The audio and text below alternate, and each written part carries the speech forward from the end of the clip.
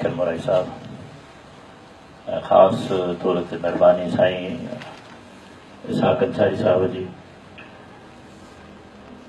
अॼु वाक़ई मल्हारो ॾींहुं बि आहे। मल्हारो इन ख़्याल खां त अॼु सिंधियुनि जी ईद आहे, हिकिड़ी मज़हबी ईद आहे, हिकिड़ी ॿोली जी बि ईद आहे। और ईद जे ॾींहं ते असांजे हिन दोस्त जो किताब जो महूरत बि आहे ऐं हीउ सॼो मांडाण जो मचायो आहे असांजे इसहाक़ साहब। हुनखे वॾी शाबस हुजे, सलाम हुजे हुनखे।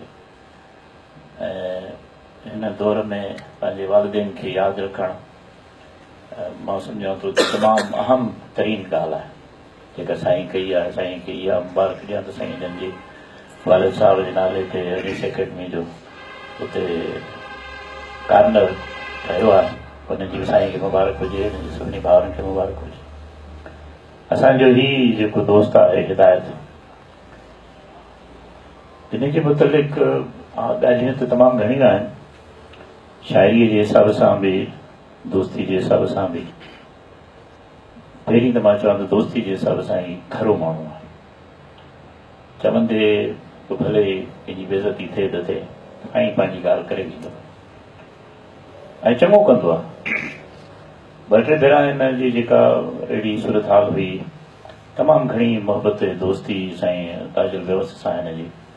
ताजुल साहब जी जेका अयाज़ सां पहिरीं थोरी इख़्तिलाफ़ वारी सूरत हुई, पोइ दोस्ती वारी सूरत हुई, हुन में हीउ शख़्स हो जेको न्यूट्रल हो ऐं दोस्तीअ जे बावजूदि ताजुल खे चवंदो बाबा तूं ईअं जाए पढ़ाई जुती में पेर न विझ।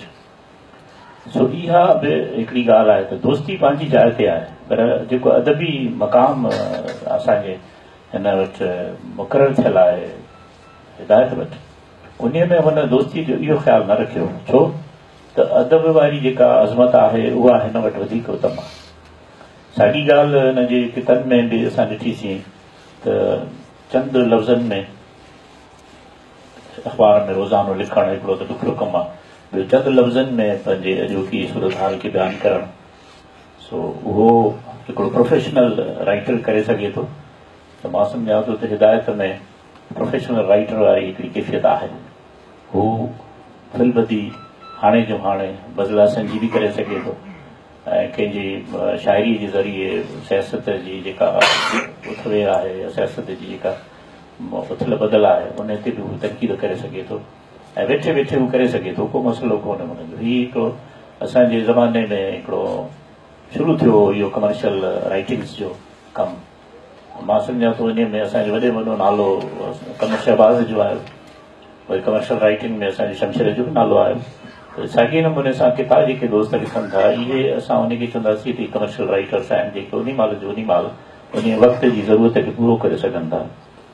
असांजे दौर में कमर्शियल जो लफ़्ज़ ॾाढो ॾुखियो हूंदो हो ऐं उहो माण्हू हुन ते फील कंदा हुआ त हीअ वरी कमर्शियल वरी छा आहे।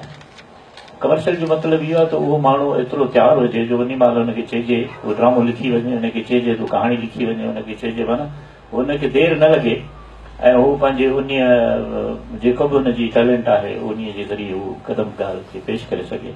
कमर्शियल इन ख़्याल खां बि आहे त अॼुकल्ह असांजे दौर में टेलीविज़न जे करे, रेडियो जे करे अदायगी थींदी, पैसा मिलंदा हुआ, उनजे करे राइटर खे जेके पैसा मिलंदा हुआ त असां चवंदासीं वक़्त ते बि ॾिए थो ऐं पैसा बि वठे थो, त उहो कमर्शियल राइटर आहे।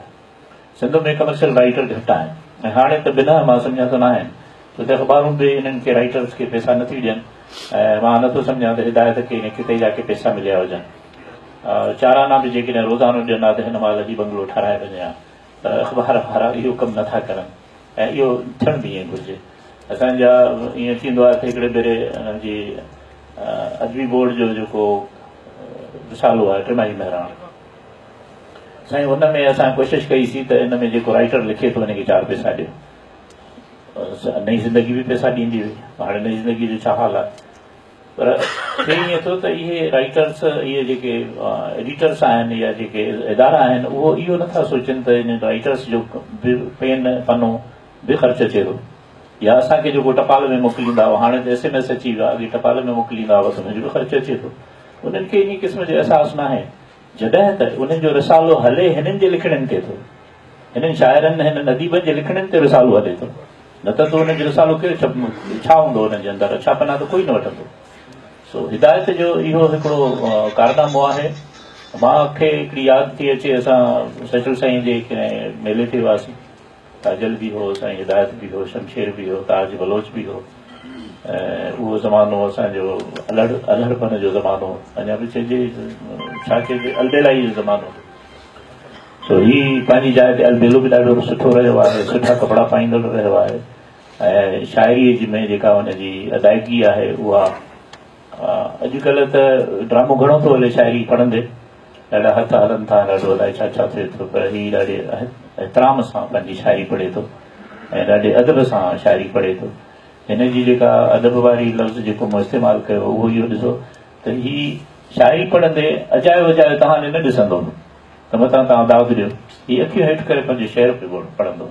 हुन शहर में एतिरी सघ हूंदी जो तव्हां पाण दाग़ ॾींदा वेंदव, पोइ बि तव्हांखे अखि खणी न ॾिसंदो त तव्हां दाग़ ॾिनो या न ॾिनो। छो त शहर थो दाग़ वठे न, हाणे शाइर हीअ आहे पर शहर दाग़ थो वठे। ऐं हीअ हिन जी हिकिड़ी क्वालिटी आहे जेको हीअ पंहिंजे शहर खे तमामु नफ़ासत सां निज़ाकत सां पढ़ंदो आहे। इहा निज़ाकत असांजे टहीअ में। ॿियो साईं जीअं रखियल साहिबु चयो, इन जी मां थोरी वज़ाहत कंदो हलां, हिन जी पीड़ विछोटी वारी। इहा पीड़ विछोटीअ जो जेको तरीक़ो उहो उन ज़माने में इहो फ्लॉप थी वियो, छाकाणि त पीड़ विछोटी असांजी आहे ज़हनी क़िस्म जी। त हिकिड़ा माण्हू आहिनि जेके पाण खे अदीब सॾनि था, शाइर सॾनि था, आहिनि कुझु कोन, उहे हिन पीढ़ीअ सां असांजे सां ॻंढियल आहे। असांजी पीढ़ी उहा ई आहे जेका ईअं सम्झो त जेकॾहिं शाह लतीफ़ न आहे, अयाज़ न आहे, त असांजो इहो दौरु वरी बि उन वाबस्ता आहे, उन नज़रियाती या उन असांजे जेको स्कूल ऑफ थाट आहे। जेसि ताईं असां उन स्कूल ऑफ थाट सां या उन नज़रिए सां असां ॻंढियल आहियूं, तेसि ताईं असां इहा ई पीढ़ी आहियूं।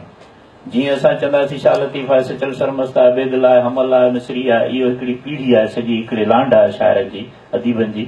ईअं असांजी बि हिकिड़ी लांड, हिकिड़ी असांजी पंहिंजी हिकिड़ी कड़ी मिलंदी थी अचे। असांजी हीअ पीढ़ी जेका आहे, जेका नज़रियाती तौर ते या सब्जेक्टिव पोइट्री कंदड़ या अदब तरक़ी पसंदि अदब लिखंदड़, इहा हिकिड़ी पीढ़ी आहे जेका पई हले। हाणे जेके रुजत पसंदि आहिनि उहे ख़तमु थी विया। बाक़ी इहो आहे त हीअ असांजो दोस्त जेको आहे जेतिरो ॻाल्हाइण में नरम आहे, जे शाइरी में बि एतिरो नरम नाज़िक आहे, नफ़ीस आहे। मूंखे ॾाढी ख़ुशी थी हिन जो किताबु आयो।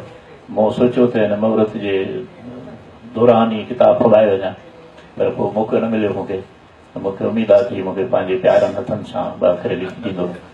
ज़ाहिर आहे असांजी लाइब्रेरी में उन किताब जी अहमियत वधी थी वञे जॾहिं राइटर पाण ॿ अखर लिखी ॾिए थो, पोइ असांखे फ़ख्रु बि थिए थो इन ॻाल्हि ते। ऐं असांजो फ़ख्रु आहे, असांजो हम असरु आहे। मां सम्झां थो त या त 2 साल मूंखां नंढो आहे या 2 साल मां वॾो आहियां, पोइ ॻाल्हि हिकिड़ी आहे। पर हीउ प्यारो आहे, असां सभिनी खे प्यारो आहे। मां सम्झां थो जिन हिन जो हिन सां 2 मिंट बि गुज़ारिया हूंदा त महसूसु थियो हूंदो त केतिरो नाज़ुक नफ़ीस माण्हू आहे। तव्हां सभिनी जी वॾी महिरबानी, उहो घणो ॻाल्हायो।